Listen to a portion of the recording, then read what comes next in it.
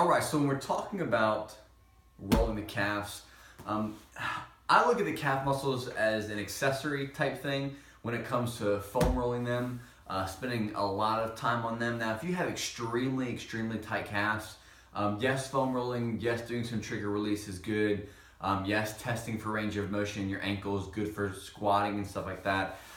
So I don't want you to have too much of an emphasis on spending hours and hours and hours just rolling your calves out. But if you do have some foot issues, if you have a collapsing arch, if you can't find stability in that, if you've got a valgus collapse in your knee, if you just generally feel like you have zero range of motion because of your tight calves, you're unable to go into a good healthy squat position, whether you have a load on your back or you're just trying to do daily stuff around the house and your calves just feel super tight, that's when I suggest spending some extra time with you. And today I want to show you exactly what I do to do really the best job possible in the least amount of time, okay? So what I like to start out with is I'll grab a trusty foam roller just like this.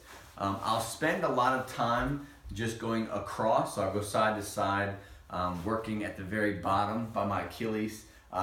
If your calves are super tight, then adding extra weight like this might be a little bit too much. So what I'll do is I'll just take one leg back and forth. For me personally, I can handle this. So I'll kind of go back and forth and doing it in a sense of where my leg is super relaxed. I'm not tensing it. I don't have a lot of pain doing this anymore because I've been doing it for so much. But I'll slowly work my way up. If I find an area that gets kind of funky, I'll slow down and I'll kind of hang out on that one area, just apply as much pressure as I can to that area and go back and forth. What you don't want to do is just kind of hop over just knots where you're going so fast that your body is almost like contracting before you even get to them to protect yourself from the pain. So go slow. Once you get up into the actual belly of your calf, it's going to be a little bit more aggressive, more intense. So slow down, cut back and forth, find those knots. You'll definitely feel the separation of those muscle bellies going back and forth.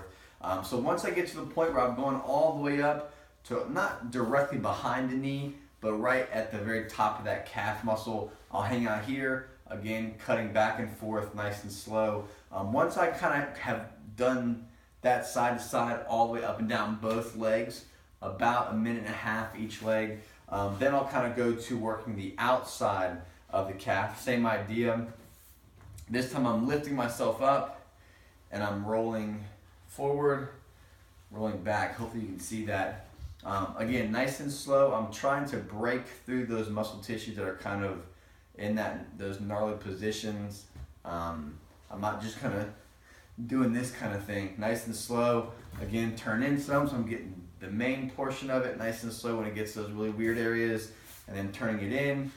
Me personally, I'll apply that pressure, come out, or come up, come back down.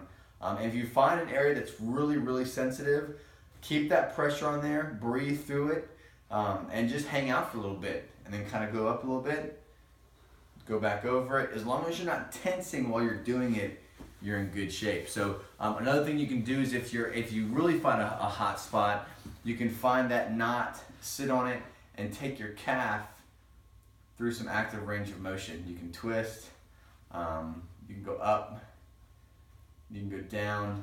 Just finding new ways to activate that muscle that you're trying to hit to kind of get it unglued. So that's basically it. Spend at least 1.5 minutes to 2 minutes on each leg. You can spend more time, but doing this at least a couple times a week will definitely put your legs in a better position and help out any kind of dysfunction you're having. So thanks for watching.